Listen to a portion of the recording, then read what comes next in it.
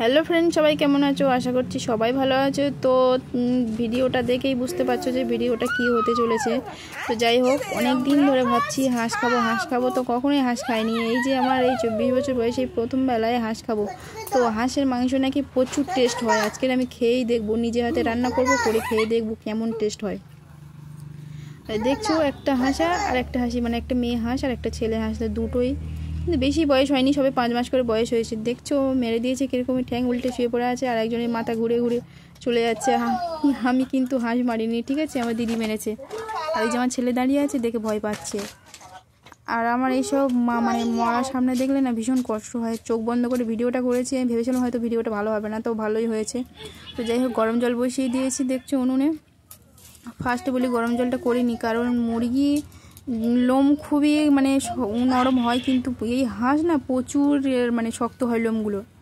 তো তার মাঝখানে ওদিকে বলি গরম জলটা হয়ে যাক, আর এদিকে আমি একটু মাছ কেটে নিই। আর আজকের রান্না হচ্ছে গিয়ে চিংড়ির মালাইকারি হবে, আর লোটে মাছের ঝাল হবে, আর হাঁসের মাংস রান্না হবে। তো সব রান্নাই আমি করব। তা যাই হোক, গরম জলও হয়ে গেছে এর মাঝখানে। আর গরম জল টকবক করে না ফুটলে না হাঁসের পালক উঠবে না। আর হাঁসের পালক প্রচুর মানে কি বলে, মানে শক্ত, আর ওর পালকটা যেন বেশি, যেন মুরগির থেকে যেন বেশি।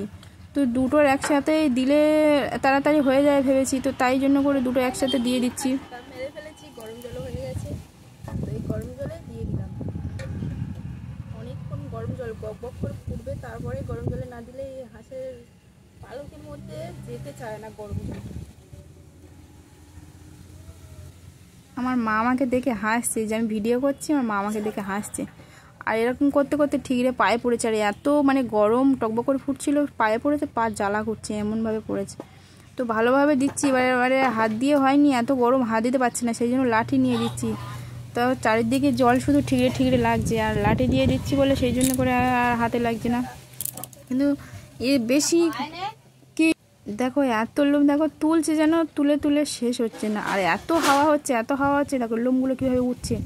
একদিকে মানে বসে বসে হাঁস ছাড়াচ্ছে, আর একদিকে সব লোমগুলো উড়ে উড়ে চলে যাচ্ছে। আর আমার বাবা এসে বকছে, বলে এত সব জায়গায় লোম ওড়াচ্ছিস, লোমগুলো আগে তুলে নিবি। তো আমি বলি আগে কাজটা করি তারপরে। তো ফাইনালি আমার হাঁস ছাড়ানো হয়ে গেছে, মানে একটা আমি ছাড়িয়েছে, একটা দিদি ছাড়িয়েছে। তো আমি এবার কাটতে বসে গেছি। ভীষণ শক্ত, কি বলবো, মুরগির থেকে ভীষণ শক্ত। তো যাই হোক, বলি কেটে আমি কাটছি, আমার কাছে দিয়ে। তো আমি পুকুর পাড়ে বসে পড়েছি হাঁস কাটতে। মাংস কাটতে পারি, আমি সব পারি জানো, কাটতেও পারি আর রান্নাও করতে পারি। তো ফ্রেন্ডস, আদা বাটা হয়ে গেছে, রসুন বাটা হয়ে গেছে, পেঁয়াজ কাটা হয়ে গেছে, দেখো টমেটো ধনে পাতাও কাটা হয়ে গেছে, আলু কাটা হয়ে গেছে। এবার কড়া বসিয়ে দিয়েছি, এবারে কড়া বসিয়ে দিয়েছি, উনুনটা ধরালে হয়ে যাবে। উনুনটা নিভে আছে, এবার জ্বালিয়ে দেবো। তো জ্বালিয়ে দিয়েছি, আলুটা দিয়ে দিয়েছি কড়াইতে। এবার আলুটা একটু লাল লাল মতো না হলে কি আর ভাজাভাজি হয়। তো আলুটা একটু লাল লাল মতো হয়েও গেছে, ধোঁয়া ধোঁয়া হচ্ছে, মানে চোখে ধোঁয়া লাগছে। আর সাদা তেলে রান্না করিনি আজকে, মানে রিফাইন তেলে রান্না করিনি, ফরচুন মানে সর্ষের তেলে রান্না করছি। সর্ষের তেলে রান্না করলে না তরকারিটা খুব টেস্টি ফুল হয়, সেই জন্য করে আজকে সাদা তেলে রান্না করিনি, আজকে সর্ষের তেলে রান্না করছি। তো তেজপাতাও দিয়ে দিচ্ছি, একটু লাল লাল হয়ে গেছে। এবারে পেঁয়াজ দিয়ে দিলাম। পেঁয়াজটাও লাল লাল না হলে কিন্তু কেমন যেন কাঁচা কাঁচা গন্ধ গন্ধ থাকে, সেই জন্য করে পেঁয়াজটাও দিয়ে দিয়েছি।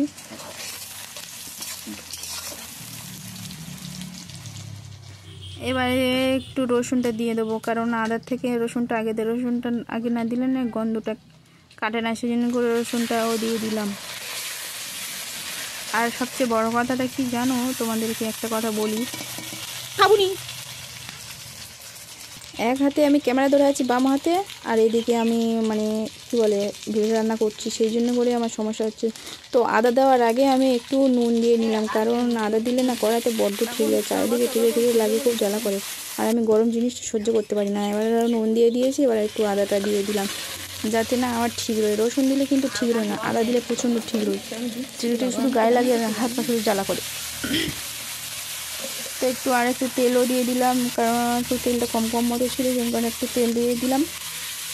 মশলাটাও কত সুন্দর লাগছে, ভালো লাগছে, জানি না তরকারিটা কেমন হবে। অনেক দিন পরেও মাংস রান্না করছি, তবু আবার হাঁসের মাংস। আর একটা কথা বলি, হাঁসের মাংস কিন্তু সবাই খায় না, ঠিক আছে, তো ছোঁয়াও নেয় না।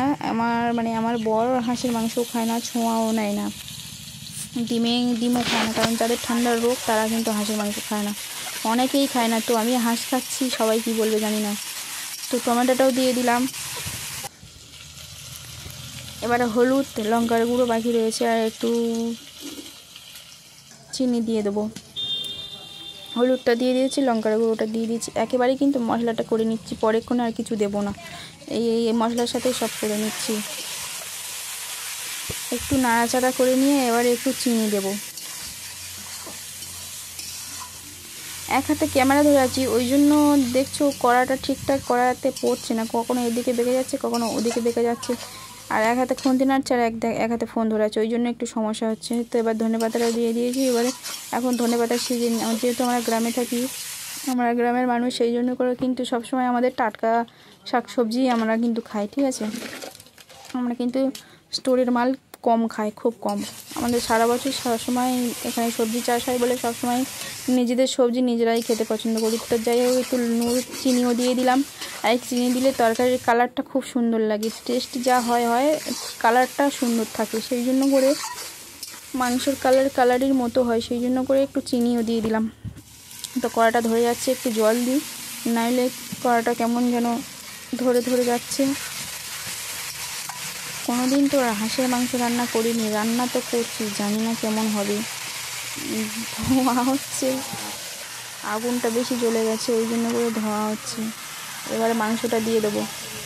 মাংসটা দিয়ে দিলাম।